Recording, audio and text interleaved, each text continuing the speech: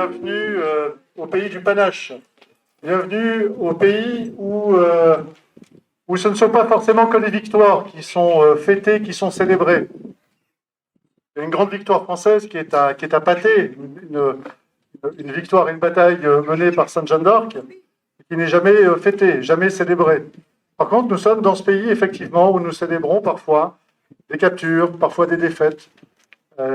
J'étais il y a quelques mois à Loigny-la-Bataille, qui est un lieu où les zouaves pontificaux et les soldats français se sont particulièrement bien battus, avec là aussi beaucoup de panache. Eh bien, c'est dans ce pays réel que nous sommes tous cet après-midi.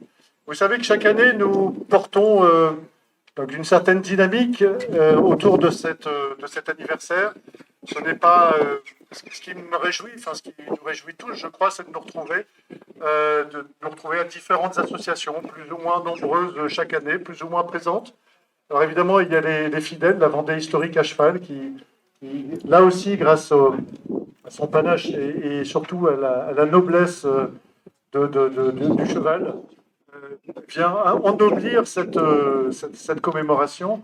Quelques costumes, je dis bien costumes, pas déguisement, on n'est pas costumé ici. Certains, nous pouvons faire des marches, sauf moi qui suis costumé, parfois, qui suis déguisé. Voilà, donc nous allons dans cet esprit nous rendre en marche commémorative au son du violon jusqu'à cette croix de Charette érigée en 1911, mais qui remplace une autre croix beaucoup plus petite, qui était une croix en bois. Et alors cette année, le relief que nous souhaitions lui donner, l'année dernière, c'était un peu sur le thème de la transmission, c'est-à-dire qu'est-ce qui dans cet esprit de Charette, dans cet esprit qui avait régné ici, avait été transmis, et nous avions fait un petit focus sur les zouaves pontificaux, sur un autre Charette qui s'est battu justement à Loigny avec d'autres soldats, d'autres officiers et d'autres soldats. Pour reparler de la bataille de Loigny, le commandant de Broussure qui va voir le général de Sonis et qui lui dit mon général, merci de nous mener à une belle fête. C'est une fête où il y restera. Et voilà, enfin, donc encore une fois, c'est ce panache. Alors le relief de cette année, vous l'avez vu à travers cette petite, cette conférence que vous venez de suivre, c'est Louis XVII. Enfin, c'est Louis XVII, mais surtout, c'est le combat de Charette. Parce que je pense qu'il n'y avait pas de... pour lui, c'était sans aucun doute sa finalité. Et sans doute la raison pour laquelle il a pu reprendre le combat. Et pour marquer cet événement, ce petit lien, cette petite passerelle historique, eh bien, vous voyez que nous avons sorti le portrait du roi de la Vendée, portrait de Charette, en l'air depuis quelques jours. Et puis, nous allons dévoiler un autre portrait ici, qui est une peinture qui a été faite récemment. Et c'est cette peinture que nous allons amener jusqu'à la croix de Charette, justement pour montrer ce lien entre le soldat qui est derrière et le souverain qui est devant. Vous voyez même qu'ils sont dans l'alignement, dans un certain alignement. Et puis pour le porter, ce tableau qui va être dévoilé, nous avons demandé à deux enfants de le porter, deux enfants de 10 et 11 ans, un jeune garçon et une jeune fille. 10 et 11 ans, c'est l'âge du dauphin et l'âge du roi. Ça vous permettra de bien matérialiser, de vous dire qui était l'enfant au temple. Il sera porté dans quelques minutes.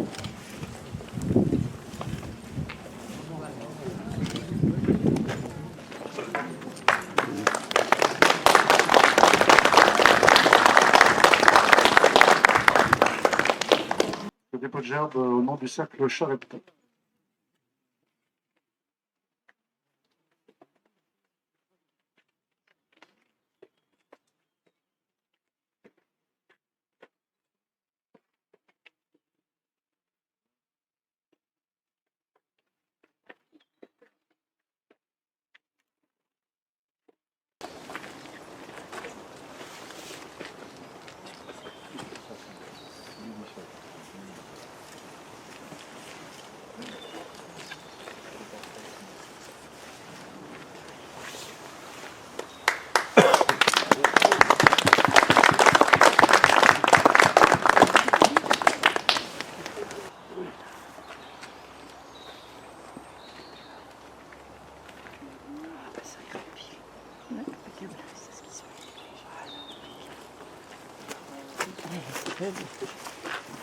En Vendée comme ailleurs, il n'y a pas de moment de recueillement sans prière. Je vous propose donc de chanter un Salve Regina.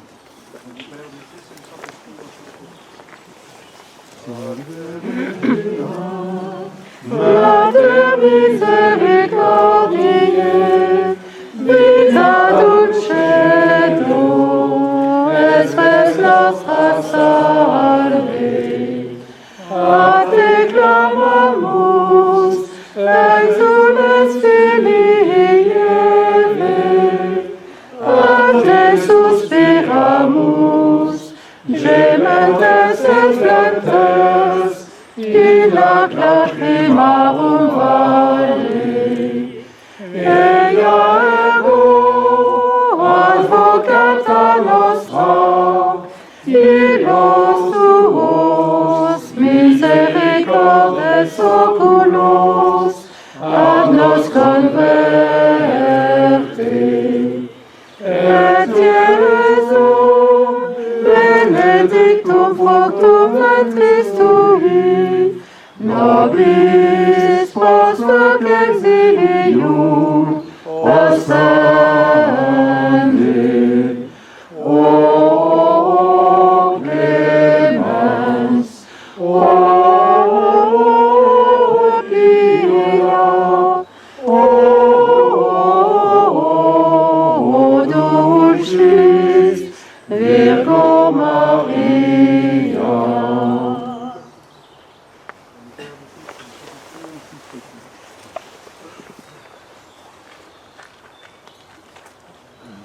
Nous allons entendre maintenant un petit mot de Yannick de Charette, le président du Cercle Charette.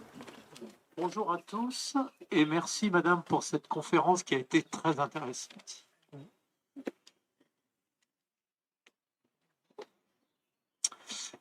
Nos chers amis, nous sommes ici pour commémorer la capture de notre héros commun, Athanase de Charette. En cette journée tournée vers Louis XVII, nous savons tous ici que l'histoire de Charette était d'être au service de la monarchie et ses valeurs. Son attachement a été sans faille à aucun moment. Pour les républicains, Charette était le chef à abattre. Ce n'est pas pour rien qu'ils lui ont tenu le piège du traité de la Genève. Comment un tel combattant pouvait-il signer un accord? L'étouffement de ses troupes ne pouvait pas être la seule motivation. C'est la partie secrète du traité, dont on a beaucoup parlé tout à l'heure. C'était la partie secrète du traité, sauver le dauphin et le ramener en Vendée, qui l'a motivé. Son sens de l'engagement total et sans réserve ne pouvait pas laisser passer une telle occasion de sauver l'héritier du trône, Louis XVII. Et au travers de cet acte, peut-être un jour voir restaurer la monarchie en France. Le débarquement tant espéré du comte d'Artois fut sa seconde désillusion, mais encore une fois, la preuve de sa fidélité a pris le dessus. Son engagement total au service de Dieu et du roi l'a amené à combattre jusqu'au dernier souffle. Ici, dans les bois de la Chavoterie, il fut capturé et ensuite, malheureusement, on connaît la suite. C'est cet engagement total qui a fait l'admiration de ces hommes. C'est ce même engagement total qui encore aujourd'hui fascine et entretient sa mémoire.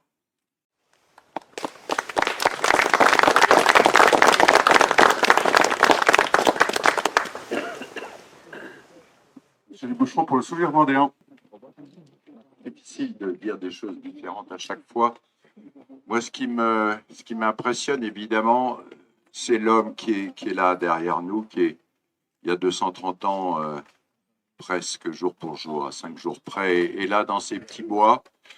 Il est en fuite depuis des semaines. Il n'a plus d'aide. Beaucoup l'ont finalement abandonné à son sort. Et on a là un homme qui, à la fois, va devenir un héros immense et qui est en même temps un homme comme vous et moi, c'est-à-dire un homme qui est face à sa finitude, qui est face à sa mort prochaine. Il le sait, il est dans ses sous-bois, il court, il est protégé, mais il tombe, il est blessé, il est fatigué. Il est sans doute plein par moments de désillusion, on a le droit de l'avoir, même si on se bat pour plus haut que soi. Et il est arrêté, il est pris, il est emmené dans le manoir. Et puis ensuite, il va être emmené de manière assez peu élégante jusqu'à Nantes. Et Nantes, sur cette place des agriculteurs, où, je le remarquais tout à l'heure, curieusement, on va retrouver le premier général vendéen qui va mourir, Catlino, mortellement blessé, place des agriculteurs, en juin 93. Et presque 3 ans après, le dernier grand général vendéen, qui lui va mourir fusillé sur cette place. Et ce moment où ce général qui se fait pas bander les yeux, qui va commander le peloton d'exécution, trouve à la fois sa fin dans des conditions terribles et en même temps toute sa grandeur, celle qui s'est construite depuis plusieurs années au travers de ses combats dans cette région totalement dévastée. Et il va retrouver à ce moment-là toute cette grandeur, alors qu'en tant qu'homme, il est blessé, sale, parasé, il sort d'une période terrible de fuite. Et on va donc trouver ce mélange de grandeur et de réalité humaine. Et c'est surtout aussi à ça que j'aimerais rendre hommage aujourd'hui, ce côté terriblement humain d'un homme qui nous dépasse, en fait, qui nous dépasse tous, bien entendu. Voilà.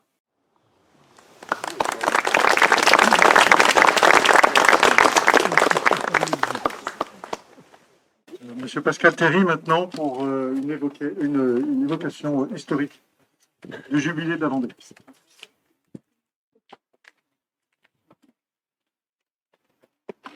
Je suis né le 27 mars 1785.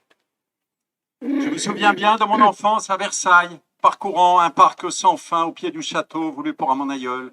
Palais de marbre aux façades bien ordonnées, garnies de fières sculptures. Tout le monde me souriait et je souriais à tout le monde. On disait que j'avais des grands yeux bleus, une fossette au menton et surtout des cheveux d'ange qui tombaient sur mes épaules.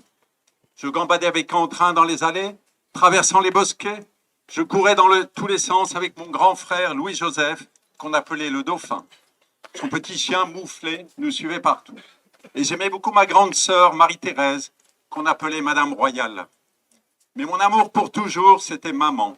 Maman reine, qui devait sans doute bien me le rendre, car j'étais son bien cher chou d'amour. Chaque matin, je cueillais des fleurs pour former un bouquet que je déposais sur sa table de toilette avant qu'elle ne se lève, et ainsi je méritais son premier baiser. Certes, je trouvais ce château bien austère, bien impressionnant pour ma petite taille. On m'a assuré que cela avait été voulu à l'image de notre pays pour refléter sa grandeur. J'ai compris alors que mon aïeul, Louis le XIVe, voulait un royaume de gloire, portant au plus haut notre génie bien français, ancré dans une civilisation toute chrétienne. Aujourd'hui, je suis venu reconnaissant sur cette terre de Vendée chargée de traditions. Fief, il y a fort longtemps, du comte de Poitiers, Alphonse, frère du roi Louis le IXe, mon illustre aïeul que l'on a déclaré saint. Il y a 800 années exactement, en 1226, il recevait à Reims la couronne du sacre, symbolisant à ses yeux autant le pouvoir que l'humble service des autres. Mais ce qu'il voulut surtout instaurer, c'est un royaume de justice qui est fait de la paix des cœurs et de la paix des âmes. J'ai tenu à venir ici parmi vous pour participer à cet hommage que vous menez avec fidélité et avec piété. Monsieur de Charette était présent ici même à l'orée de ce bois pour son dernier jour de liberté, il y a tout juste 230 ans. J'ai su que ce grand chevalier avait toujours combattu avec ardeur, parfois battu, mais jamais abattu. François Athanase Charette de la Contrie combattait pour Dieu et pour le roi. Il voulait défendre son Dieu présent dans cette patrie, c'est-à-dire cette terre même que nous avons sous les pieds, la terre des pères, ses villages, ses hôtels, ses tombeaux, tout ce que ses pères ont aimé avant lui. Il voulait défendre une civilisation édifiée autour de la religion du Dieu fait homme, à l'image de ces villages édifiés autour de leurs églises. Un monde fait d'une jeunesse, mais d'une jeunesse de Dieu. Il voulait défendre aussi son roi, Et son roi, c'était mon père. Mon roi, on l'appelait sire ou votre majesté. Mais pour moi, c'était Papa Roi, que j'adorais. Et je crois bien qu'il me le rendait. Il aimait tout le monde, et je m'imaginais que tout le monde ne pouvait que l'aimer. Par la suite, je ne compris pas toute l'agitation autour de lui, la fureur, la révolte, et même la haine. Et je demandais à ma maman, pourquoi ferait-il du mal à papa? Il est si bon. J'ai compris plus tard le sens profond de ces dernières paroles, les mots de ces derniers instants qui résument sa force morale, son abnégation, son ultime souci paternel pour préserver les temps à venir. Je pardonne à ceux qui ont occasionné ma mort et je prie Dieu pour que le sang que vous allez verser ne retombe jamais sur la France. Mon père, mon papa roi, Louis XVI, a instauré par son pardon, par son sacrifice accepté, le royaume de la grandeur d'âme. Mais le roi ne meurt jamais. Et le chevalier Charette a continué à défendre son roi. Et ce roi était un roi enfant. Et ce roi enfant était moi. Ce grand général avait préparé tout proche d'ici mon palais, demeure toutefois bien modeste, et qui par rapport à cette affreuse tour du temple, où on m'a maintenu si longtemps, aurait été pour moi un véritable palais royal. Mon règne a commencé le 21 janvier 1793, j'avais 7 ans. Mon règne s'est terminé le 8 juin 1795, j'avais 10 ans. Mais le roi ne meurt jamais, je viens de vous le dire. J'ai vu ma chère sœur Marie-Thérèse, devenue duchesse d'Angoulême, traverser un peu plus tard la contrée au service de son oncle, Louis le XVIII, s'arrêtant à Bourbon-Vendée, devenu La Roche-sur-Yon. Puis gravissant à quelques lieues d'ici, vers le Levant, le mont des Alouettes, pour demander l'édification d'une chapelle du souvenir, rappelant le sacrifice de tant de combattants. Louis le XVIII a instauré le royaume de la réconciliation. Bien plus tard, il y a peu de temps d'ailleurs, j'ai vu mon petit-neveu, Louis le XXe, gravir cette même colline, entouré de son épouse et de ses chers enfants, qui continuent la filiation. Car la famille, comme le roi, ne meurt jamais. Louis le XXe représente le royaume de l'éternelle jeunesse, celui que le chevalier de Charette appelait de tout son être. Et moi alors, Louis le XVIIe, quel a été mon règne? Qu'ai-je apporté à mon pays, à mes peuples? Comme disait mon cher papa roi, notre pays a connu le royaume de la justice, le royaume de la gloire, le royaume de la grandeur d'âme, le royaume de la réconciliation. J'ai eu mes années tristes, vous le savez bien, maltraité, enfermé dans cette sombre prison, où mon plus grand malheur était de ne plus voir ce qui m'était si cher. Mais j'ai eu mes années d'enfance heureuse, entouré par ma famille qui m'aimait tant. Pour moi, par chance, j'avais gardé le portrait de mes jours heureux, ici présent devant vous. Vous pouvez ainsi comprendre par la grâce de mon visage, par la douceur de mon regard, quelle était ma bonté, ma bienveillance, quelle était mon innocence. Et c'est bien à l'image de mon règne, si court fut-il, que je veux donner à tous. La grâce d'un pardon, la grâce d'un don gratuit par ma vie offerte, la grâce d'une réconciliation attendue, la grâce d'un espoir pour tous les Français. C'est pourquoi, moi, Louis le XVIIe, roi enfant, je vous le déclare ici, mon royaume sera pour toujours le royaume de la grâce.